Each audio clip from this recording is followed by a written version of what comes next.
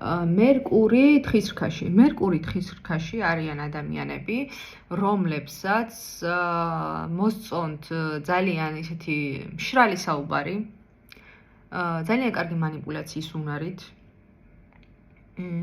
და სამწუხაროდ შეიძლება ამისთვის შიში და ძალადობა გამოიყენონ სამწუხაროდ. ეს სიტყვი ფსიქოლოგიურ ძალადობაზე მაქვს საუბარი.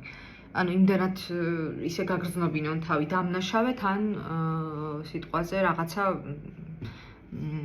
ისე გააკეთონ, ოღონდ მიაღწიონ თავისას და სიტყვით ისე შემოგიტრიალონ ყველაფერი, რომ ვერც მიხვდე რა მოხდა, მოკლედ.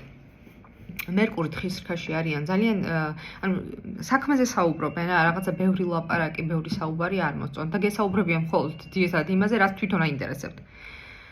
მერკური თხის რქაში არიან ადამიანები, რომლებსაც რა თქმა უნდა სტატუსი აინტერესებთ და ირჩევენ განათლებას და პროფესიასაც იმ კუთხით, რომ რაც მოუტანთ მათ სტატუსს. მერკური თხის რქაში არიან ადამიანები,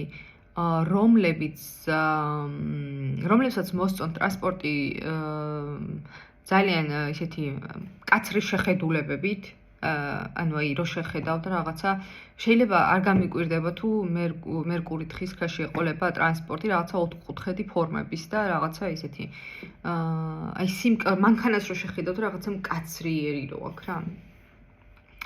და რა თქმა უნდა, აი სტატუსზე რო უყურებ და მიგანიშნებს ადამიანის სტატუსზე, რომ მაღალი სტატუსი აქვს. მერკური თხის რქაში შეუძლიათ ანუ კარგად საუბრობენ საქმეზე რა, შეუძლიათ საქმიანი საუბრები. და-ძმებთან ურთიერთობის მიხედვით კი თხის რქა ზოგადად მერკური თხის რქაში არიან ადამიანები, რომლებიც რა თქმა უნდა უყვართავიანთი და-ძმები, თუმცა პირველ რიგში საკუთარ თავზე ფიქრობენ. და რა თქმა უნდა მერეც და-ძმებზე. თუმცა ანუ თუ იმუშავებენ ამაზე, რა თქმა უნდა